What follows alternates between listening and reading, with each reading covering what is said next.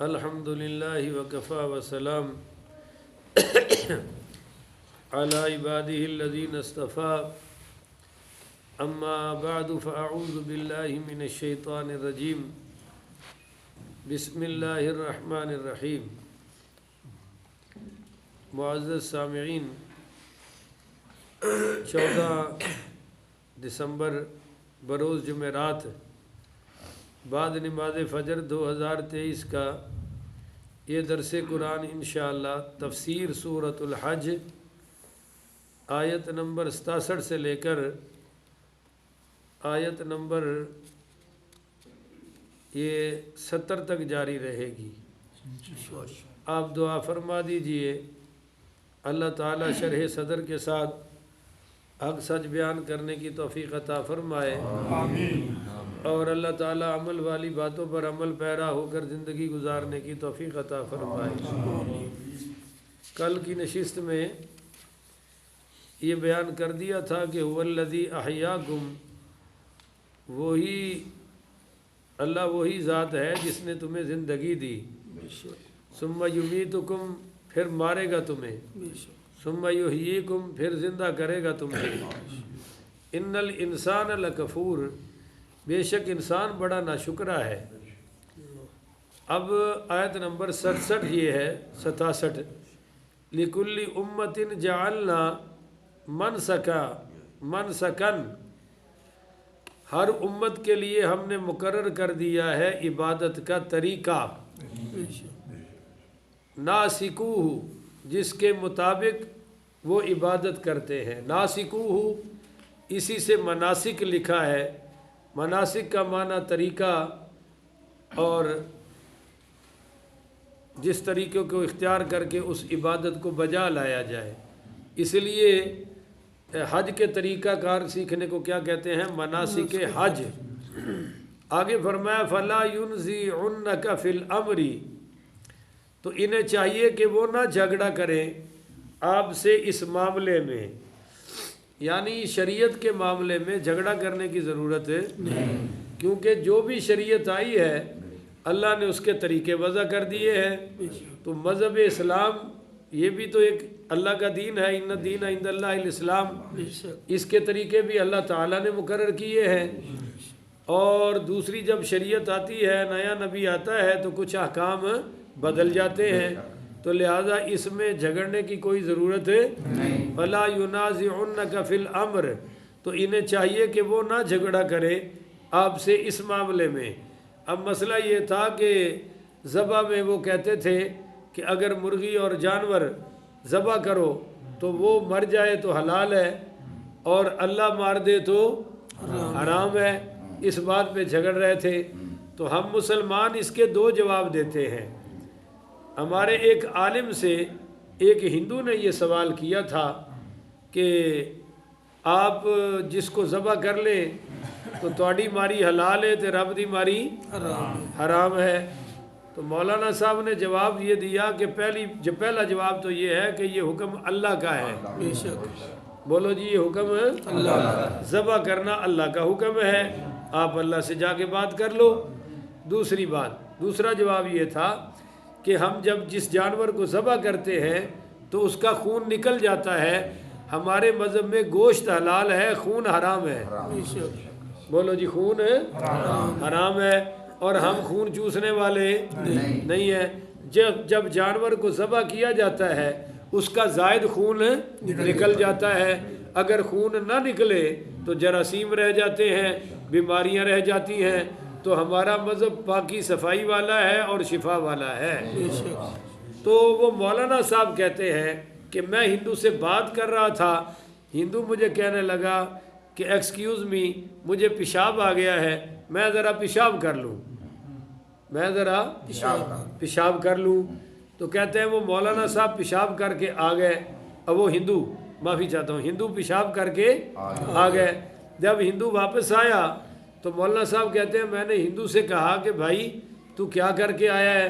اس نے کہا جی پیشاب۔ اور پھر کیا کیا؟ کہنے لگا میں نے ہاتھ دھوئے ہیں۔ تو اس نے کہا اچھا جی پانی پی لو۔ مولانا نے ہندو سے کہا، ہندو نے پانی پی لیا۔ تو اب مولانا صاحب کہتے ہیں کہ بھائی وہ جو تم نے کیا وہ بھی تو پانی تھا، بالکل، اور یہ گلاس میں بھی تو پانی ہے، تو تمہاری ٹوٹی والا پانی حرام کیوں ہے، نلکے کی ٹوٹی والا حلال کیوں ہے؟ اللہ اکبر، سبحان اللہ، اس کا جواب تم دے دو، مرغی والا جواب ہم دے دیں گے۔ سمجھ آئی کہ نہیں آئی؟ اس کو کہتے ہیں الزامی جواب، اگلے کو لاجواب کر دینا۔ تو فلا ینازعنک فی الامر، تو انہیں چاہیے کہ وہ نہ جھگڑا کریں آپ سے اس معاملے میں۔ ودع الی ربک، اب آپ بلاتے رہیے انہیں اپنے رب کی طرف۔ جب آپ کہہ سکتے ہیں کہ ان کا دین بھی تو اللہ والا ہے، ان کی شریعت بھی تو آسمانی شریعت ہے، تو پھر آپ اپنی طرف کیوں بلائے؟ اس لیے کہ وہ دین منسوخ ہو چکے ہیں، اب یہ دین قیامت تک چلے گا۔ انک لعلی ھدی مستقیم، آپ اپنے رب کی طرف سے اے محبوب آپ بے شک سیدھی راہ پر گامزن ہیں۔ تو جو سیدھے راہ پر ہو وہ تو دوسرے کو دعوت دے سکتا ہے، پر جو ٹیڑھے راستے پر ہو وہ کسی کو دعوت آپ کیوں دعوت دیں گے؟ کہ انک لعلی ھدی مستقیم، کہ بے شک اے محبوب آپ بے شک سیدھی راہ پر گامزن ہیں۔ وَإِنْ جَادَلُوكَ، اور اگر وہ پھر بھی آپ سے جھگڑا کرے، بولو پھر بھی وہ آپ سے جھگڑا کرے۔ بعض لوگوں کو عقل کی بات سمجھ آتی، البتہ ڈنڈا دیکھ کر خوب سمجھ جاتے ہیں، شرافت کی زبان سمجھے نہیں آتی۔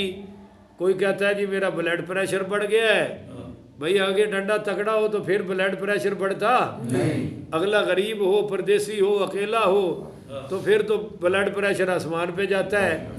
تو وہ مجھے رانا سلیم صاحب نے قصہ بھی سنایا تھا کہ ہمارا آفیسر بڑی چڑھائی کرتا تھا، جب بڑا آ گیا تو پھر بولتی بس یہی ہمارے بلڈ پریشر بڑا سیاسی قسم کا ہوتا ہے، یہ سمجھ جاتا ہے کہاں چڑھنا ہے اور کہاں ڈاؤن ہونا ہے، اپ ڈاؤن جانتا ہے یہ۔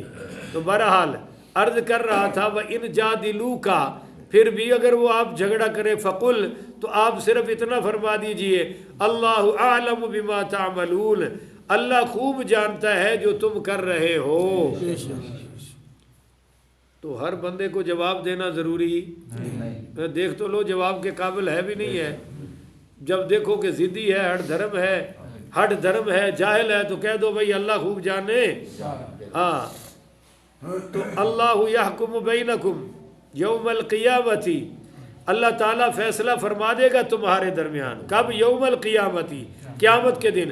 فیما کنتم، ان امور کے بارے میں، فیہ تختلفون، جن میں تم اختلاف کرتے رہتے ہو۔ الم تعلم ان اللہ یعلم ما فی السماء والارض، کیا آپ نہیں جانتے، یہ استفہام تقریری ہے کہ الم تعلم، کہ آپ نہیں جانتے کہ ان اللہ یعلم ما فی السماء والارض، کہ اللہ تعالیٰ جانتا ہے جو کچھ آسمان میں ہے اور جو کچھ زمین میں ہے، اللہ تعالیٰ سب کچھ جانتا ہے۔ ان ذالک فی کتاب، یہ سب کچھ ایک کتاب میں لکھا ہوا ہے۔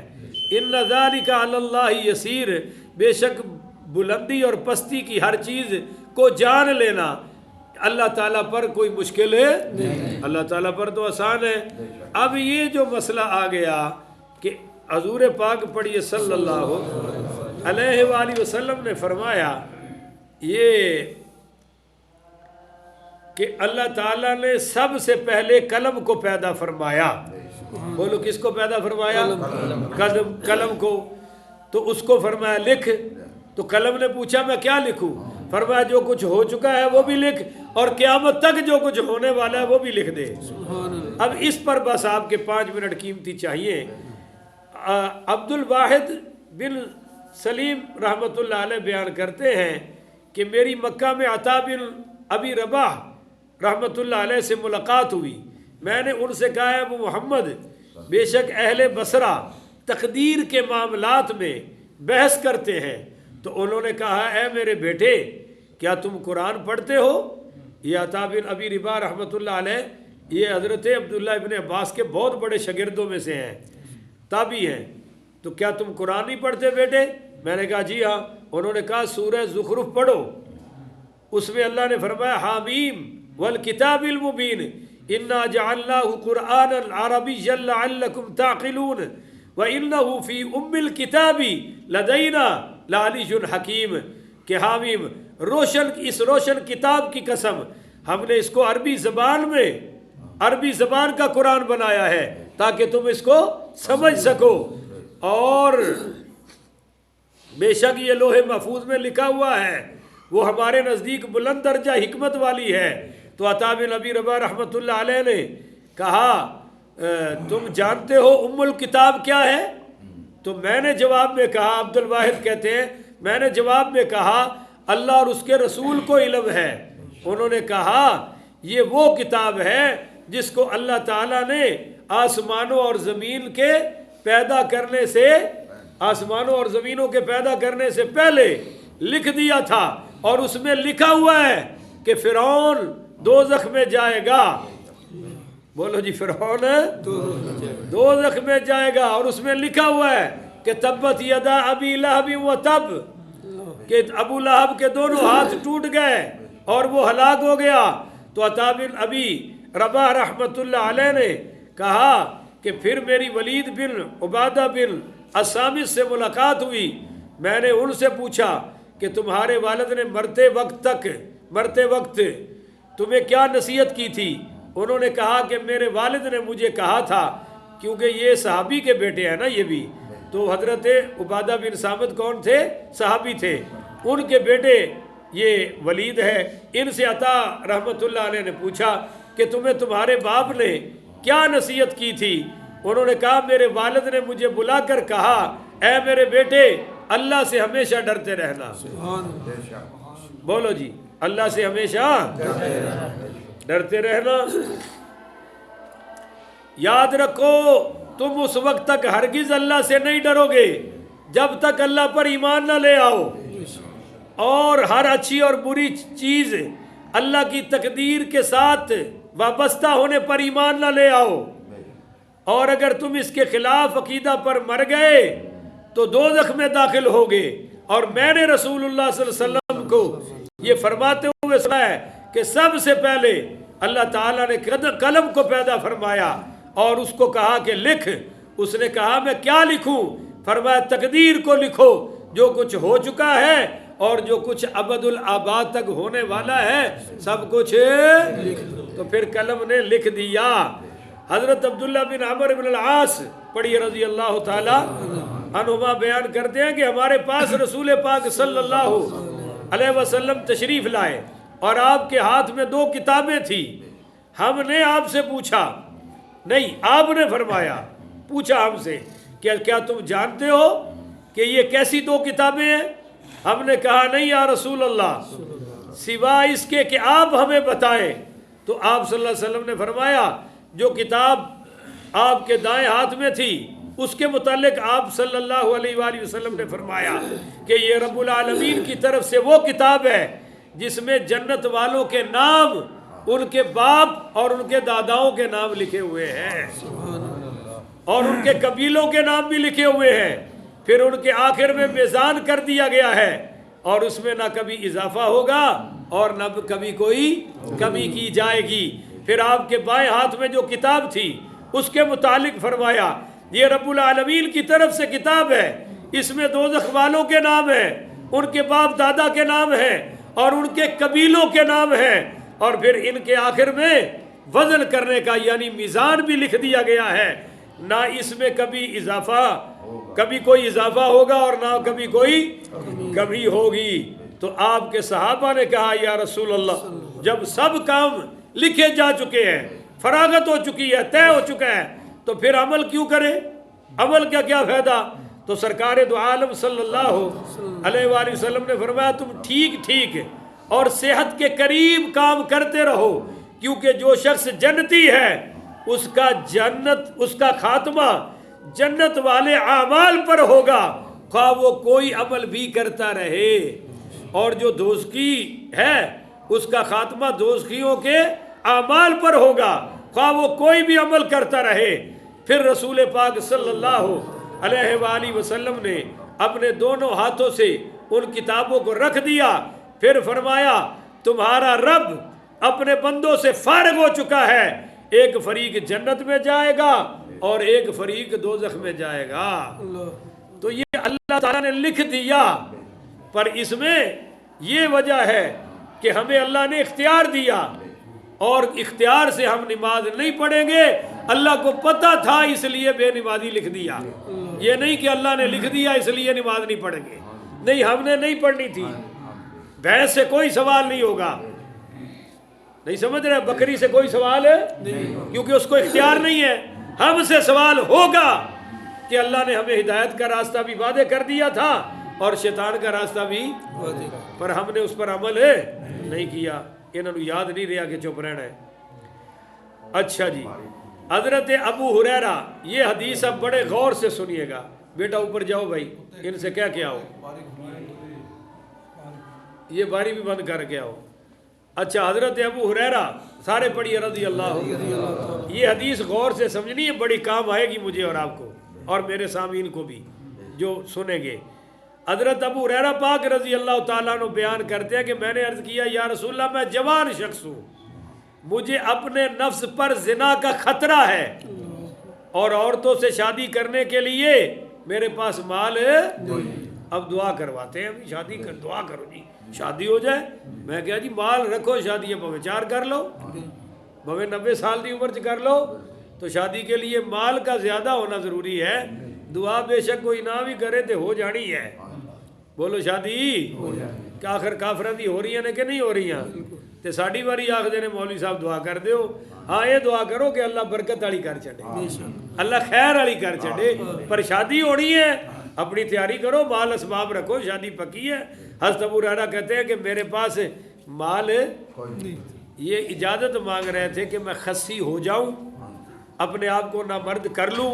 تو آگے سنیے، حضور پاک صلی اللہ علیہ وآلہ وسلم میری بات پر خاموش ہو گئے، پھر میں نے اسی طرح کہا، پھر خاموش ہو گئے۔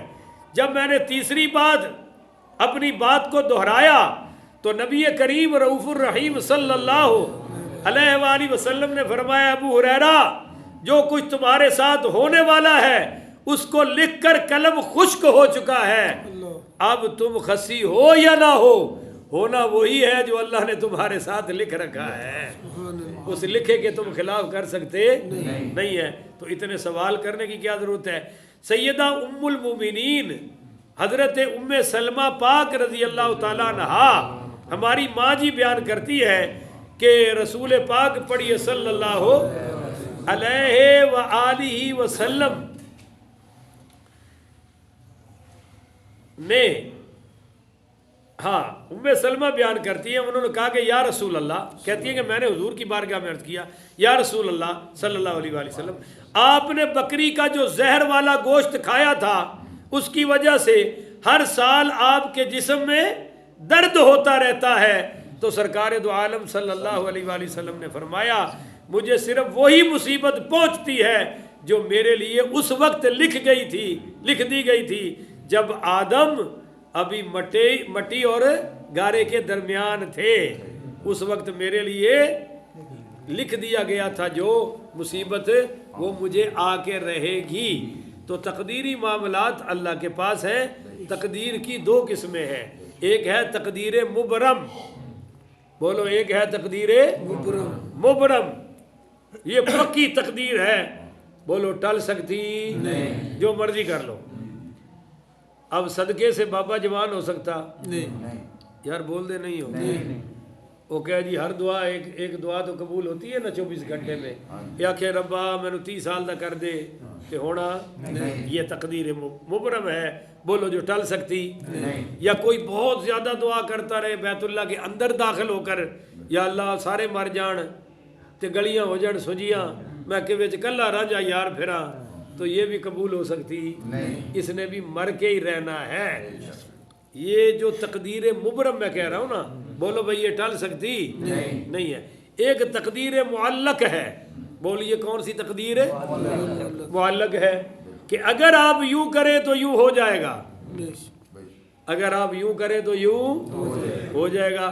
مثلا اگر تسی باسی رکو تے اے جڑی جمائی آندی باسی، یہ روکو تے رک سکتی ہے، یہ ہے اچھا اگر آپ دعا کریں تو آپ کا معاملہ حل ہو جائے گا. دعا سے معاملہ حل ہونے والا تھا, اس کو تقدیر معلق کہتے ہیں. مثال کے طور پہ میں کہتا ہوں اگر آپ پانی پئیں تو پیاس تھوڑی نہیں بجھنی, اگر آپ پانی پئیں تو پیاس یہ ہے تقدیر, اور نہ پئیں یہ مسئلہ تقدیر معلق ہے. یوں کرو تو یوں ہو جائے گا, یوں کرو تو یوں, اور جو سب کچھ کر لے پھر بھی کچھ نہ ہو تو سمجھو تقدیر مبرم ہے, یہ اللہ کا اٹل فیصلہ ہے. بولو بھائی اس کو کوئی ٹال سکتا نہیں. اس کی مثال دوں, آپ گاڑی لاہور والی پر بیٹھ جائیں تو لاہور پہنچ جائیں گے, یہ تقدیر معلق ہے. پر اگر قسمت میں نہ لکھا ہو تو رستے میں ایکسیڈنٹ بھی ہو سکتا ہے, گاڑی خراب بھی ہو سکتی ہے. اگر آپ کا پہنچنا نہیں لکھا, تقدیر معلق اب مبرم ہے, طے ہے, اللہ کا فیصلہ ہے کہ آج آپ نے لاہور نہیں پہنچنا, تو پھر آپ ہوائی جہاز پر بھی بیٹھ جائیں پہنچ سکتے نہیں, وہ گر جائے گا, وہ خراب ہو جائے گا, وہ لیٹ ہو جائے گا, کوئی بھی صورت ہو جائے گی. جب اللہ کا فیصلہ ہے کہ نہیں پہنچ سکتے تو پھر اس کو کوئی ٹال سکتا نہیں. اور جب اللہ فیصلہ فرما لے کہ آپ نے پہنچنا ہے تو ہو سکتا ہے کہ آپ باہر جا رہے ہوں, کوئی بندہ بلا کے کہ آؤ جی بیٹھو میں لاہور چلیا تو انہوں بھی نال لے چلا. ایسا ہوتا ہے نہیں ہوتا. اس کو تقدیر معلق کہتے ہیں اور اس کو تقدیر مبرم کہتے ہیں. تو اللہ تعالی, ہاں اللہ چاہے تو تقدیر مبرم کے فیصلے بھی بدل دیتا ہے, اللہ چاہے تو. یہ دعا بھی کر لینی چاہیے, کوئی حرج کی بات نہیں ہے. حضرت عمر پاک بڑی رضی اللہ تعالی عنہ جب زخمی ہوئے تو بڑے بڑے اجلہ صحابہ کہہ رہے تھے اگر حضرت عمر دعا کر دیں تو اللہ زندگی بڑھا دے گا. اوئے ہوئے اللہ حضرت عمر کی زندگی, موت کا فیصلہ تو ہونا ہی ہونا ہے, پر اگر عمر کہے تو اللہ تقدیر مبرم بھی چینج فرما دے گا, وقت کو آگے لے جائے گا, کیونکہ اللہ کو اس پر اختیار ہے. بولو اللہ کو اس پر اختیار ہے. وہ جو آپ کہتے ہیں نا موت کے منہ سے نکل آیا, نہیں سمجھو. میرا پہلا ایکسیڈنٹ جب میری گاڑی میں ہی چلا رہا تھا, بارش تھی طوفانی, اور میں تھا 80-90 کی سپیڈ پہ, تو ایک وہ کٹ کراس کرنے لگا تو شکدم ٹرک آ گیا سامنے. پہلے تو اس کا پتہ ہی نہیں چلا, تو میری گاڑی اس کے نیچے گھس گئی اور آگے اس کے وہ بونٹ میں نیچے سے آگ لگ گئی, وہ بیٹری شیٹری کٹ گئی تیزاب کی وجہ سے, تاروں کی وجہ سے. اب آگ لگی ہوئی ہے, گاڑی نیچے پھنسی ہوئی ہے. تو ایک ٹیوٹے والے وہ رکے, انہوں نے وہ کھینچ کھوچ کے مجھے نکالا. ایمانداری کی بات ہے خراش بھی نہیں آئی, اور لوگ حیران تھے کہ یار گاڑی ساری نیچے چلی گئی, چھت ایسے ہو گئی, اور یہ مولوی صاحب کو تو خراش بھی نہیں آئی. میں نے کہا بھی میں ابھی آیت الکرسی پڑھ رہا تھا. تو بات سمجھ آ رہی ہے نہیں ہے؟ جب اللہ نے بچانا ہے تو یوں بھی بچا لیتا ہے, اور جب آئی ہو تو پھر ایک سانس کی بھی دیر نہیں ہے. بس تقدیر اچھی اور بری کا مالک کون ہے؟ والقدر خیرہ و شرہ من اللہ تعالی, کہ تقدیر میں خیر ہے یا شر ہے یہ اللہ کی طرف سے ہے, ہمارے کچھ کرنے سے کچھ. حضرت عبداللہ ابن عباس نے تو یہاں تک فرمایا کہ یہ کہنا کہ رات بلی نہ ہوتی تو میرے گھر میں چوری ہو جاتی, یہ شرک ہے. اور تجھے بلی نے نہیں بچایا, اللہ نے بچایا ہے. یہ کہنا جی رات کتا نہ بھونکتا تو ڈاکو ڈاکہ مار جاتے, وہ جی کتا بھونکا ٹونکا میں جاگ اٹھا. حضرت عبداللہ ابن عباس فرماتے ہیں شرک ہے, تجھے کتے نے نہیں بچایا, تجھے رب نے بچایا ہے. 100 کتے بھی ہوں, رب نہ بچائے تو کوئی بچا سکتا. پر اس قوم دا کی حال ہے جیڑی ماشاءاللہ 18 لاکھ دی گڈی لے کے تھلے کالی جتی بنی ہے, کالی ٹاکی بنی ہے. میں آگے بھی تمہیں دسیا سی بھی بندہ قیمتی ہے نا, تے بندے دے سر تے کالی جتی بن دیو خاں بھی تینوں نظر نہ لگے, گڈی نو ضرور لگنی ہے. ہاں جی پوری کوٹھی بنا کے اوپر الٹی ہڈیاں لٹکا دی ہے کہ نظر نہ لگے. میں کہا ساری فیملی دی ایک ایک سر تے ہانڈی چاڑو, کیونکہ یہ نہ نظر ہے. عجیب تماشا ہے, نہ آپ قرآن سنیں گے نہ علماء کے پاس بیٹھیں گے. جمعے کا بیان ہوتا ہے وہ بھی آپ کو سننا نصیب نہیں ہوتا, جو نہیں سنتے ان سے کہہ رہا ہوں, آپ سے نہیں. اچھا درس قرآن ہو آپ وہاں نہیں بیٹھتے, درس حدیث ہو وہاں نہیں بیٹھتے, تے مذہب تے پھر سکھو گے, میراثیاں تو تے فلماں تو جیڑی گل فلما ڈرامے چ آ گئی وہ تسی قبول کر لی، نہ قرآن کا پتہ نہ حدیث کا پتہ۔ قرآن تو لکھا ہوا رکھا ہوا دم شریف کے لیے، ختم شریف کے لیے، ختم شریف پڑھنا چاہیے اور دم بھی کرنا چاہیے، پر قرآن کو بھی تو سمجھنا چاہیے۔ اللہ سمجھنے کی توفیق عطا فرمائے۔ آخر ودعوانا ان الحمدللہ رب العالمین۔